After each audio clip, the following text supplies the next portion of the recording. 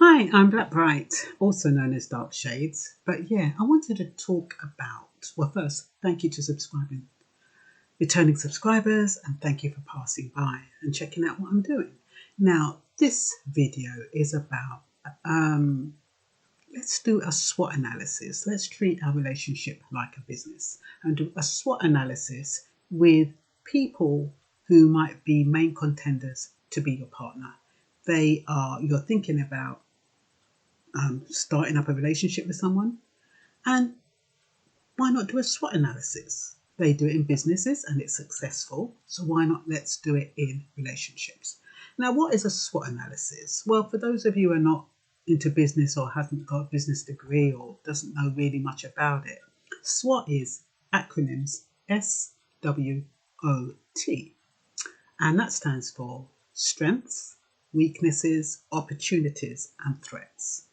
Now, when you're thinking about a new relationship, you tend to just go in based on the way you're attracted to someone, what you feel, how they treat you, and that kind of thing. And those things can be put on, can't they? Because you're all trying to create a good impression when you just meet somebody. It's not until afterwards you kind of think to yourself, when it's too late, oh, I've got myself into a situation here. Why didn't I wait? Why didn't I check things out more deeply? So when you do a SWOT analysis, you're kind of looking at the strengths of this potential partner. What strengths has that person got? In terms of, what did I write here? I wrote down something here with strengths.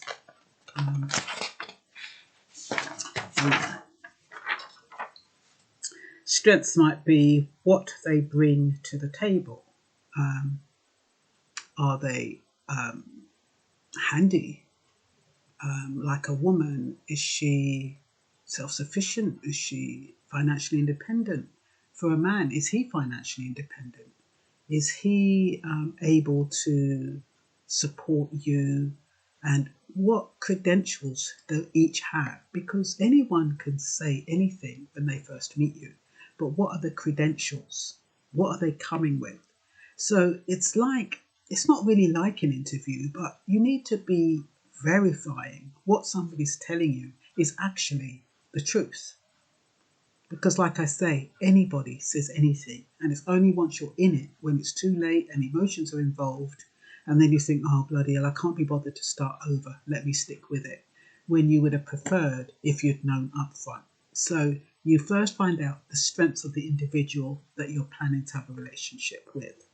Then you start looking at their weaknesses. Now, we all have weaknesses. What is your weakness? It could be addictions. It could be lack of education. It could be you don't have a job. It could be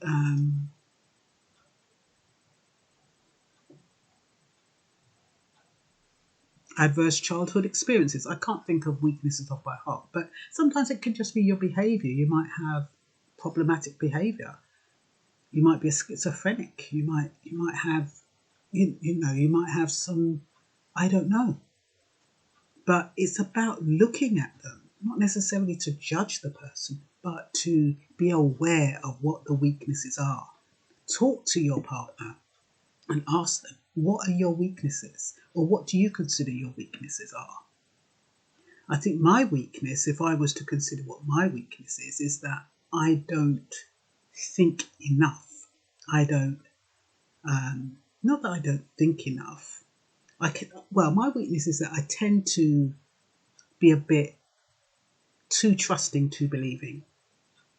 And that can be a weakness because I can tend to just go based on what somebody says, based on a feeling, and it's more of a trust thing.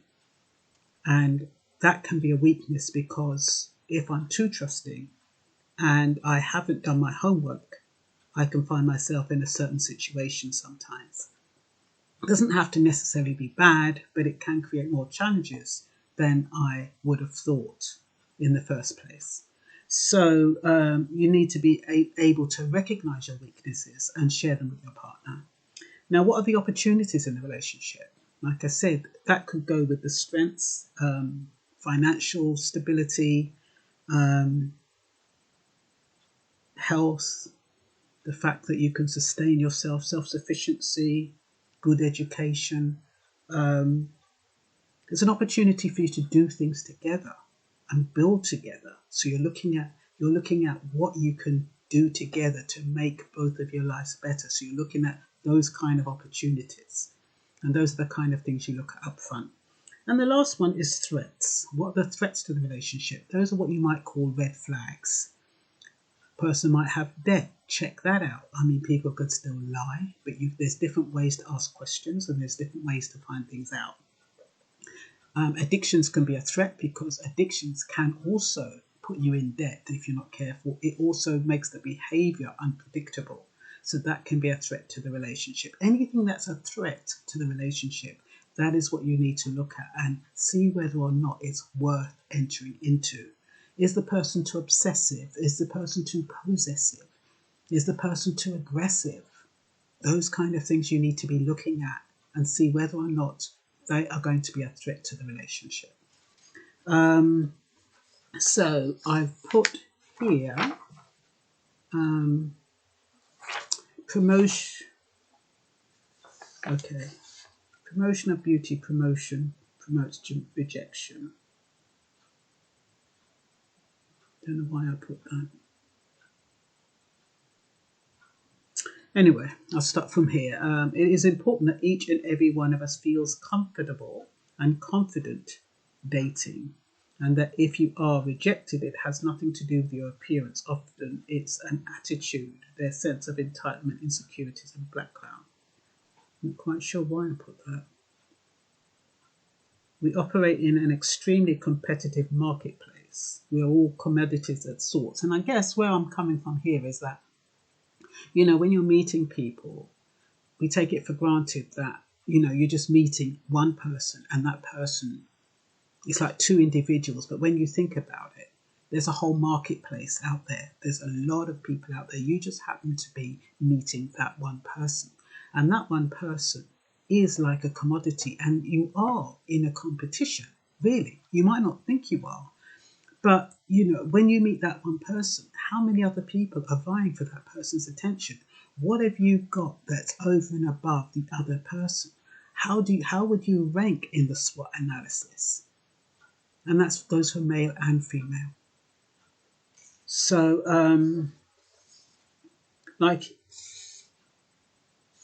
do your homework about the object of your affection. Make sure you kind of just talk things through.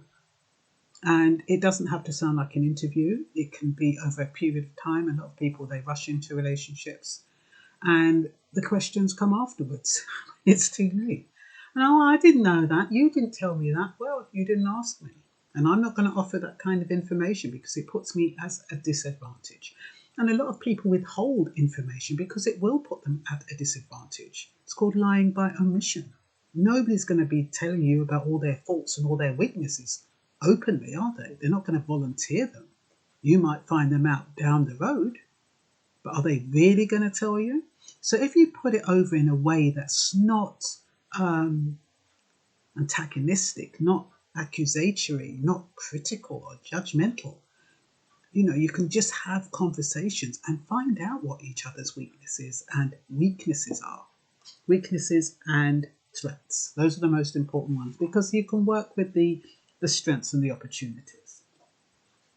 None of us can be an authority on relationships. Nobody is. It's like being a parent. You know, when you're a parent, you get one, unless you've had more than one child, you get one shot at it being a parent. And you're learning as you go along. Nobody can tell you what being a parent is or what being a parent is going to be like because we've all had different backgrounds. We've all had different upbringings. Our children are going to be different. So what one parent tells you, it's not going to be the same for all parents. So that's like relationships. No one person, there's not a guru who can tell you how to make a relationship work. Because like I said, my background is different from your background. And because of my background, I might have some issues. Because of your background, you might have some issues. The two of us get together, we get together with our issues. Somebody else might have a different set of issues. So their relationship is going to be different. So it's like learning as you go along. And we're constantly learning. But like I said, if you make sure you do the SWOT analysis, at least it gives you a steady playing ground on which to work. Like I said, each person is different background, different experiences, different cultures, religious, political beliefs, background and upbringing, and that's going to make a difference. People just meet somebody and they think, oh great, I met somebody and he's bloody brilliant. Few months down the line, you're like, oh my God, I didn't know he doesn't believe in God, or she doesn't believe in Allah, or